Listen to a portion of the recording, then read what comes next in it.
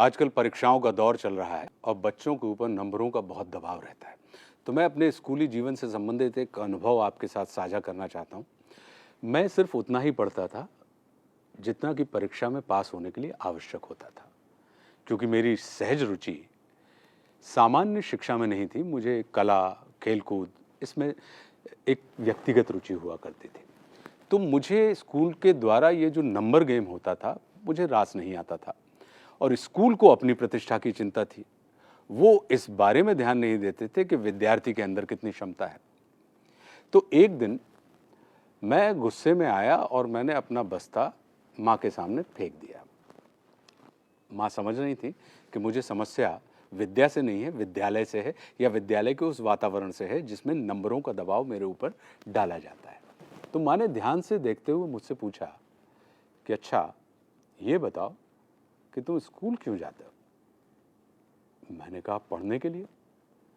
उन्होंने फिर मुझसे पूछा कि पढ़ने से क्या मिलता है? मैंने कहा, ज्ञान। वे बोली, ठीक है, अब ये बताओ कि ज्ञान किसे कहते हैं? अब मैं सोच में पड़ गया। मुझे मौन और समझने की स्थिति में देखकर वे बोली कि ज्ञान हमें अड़ना भी सिखाता है और लड़ना भी सिखाता है। मैं चाहती हूं कि तुम अड़ना नहीं, लड़ना सीखो।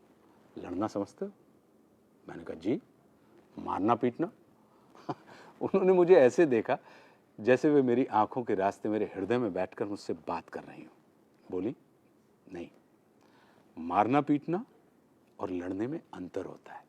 मारपीट में या तो तुम किसी को हराते हो या कोई तुमको हराता है, लेकिन लड़ने में किसी को हराने का नहीं, उसे जीतने का भाव होता है।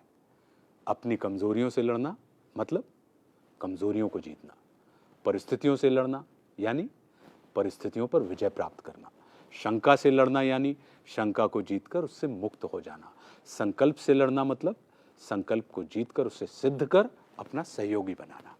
जीतने की इच्छा सकारात्मक भाव है और मारपीट के हराने की इच्छा नकारात्मक ऊर्जा।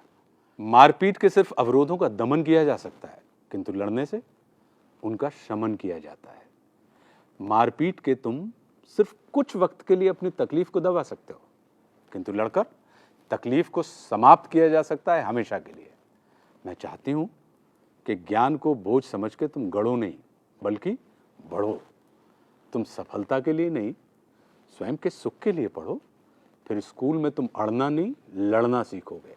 हम तुम्हें स्कूल परीक्षा में आए प्रश्नों का उत्तर सीखने के लिए नहीं भेजते, बल्कि जीवन की परिस्थितियों का हल ढूंढने के लिए भेजते हैं। पढ़ाई बोझ बढ़ाने के लिए नहीं, बोझ हल्का करने के लिए होती है।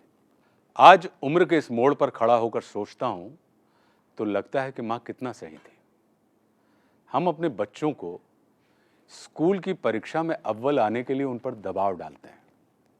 शायद इसलिए वे स्कूल में अव्वल आने के बाद भी जीवन भर फेल होने के एहसास से भरे रहते हैं।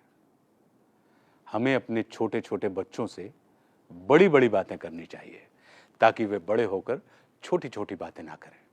क्योंकि छोटे बच्चों के मुंह से बड़ी बातें सुनना यदि हमें सुखद लगता है, तो बड़ों के मुंह से छोटी बातें सुनना कष्टकारी होता है।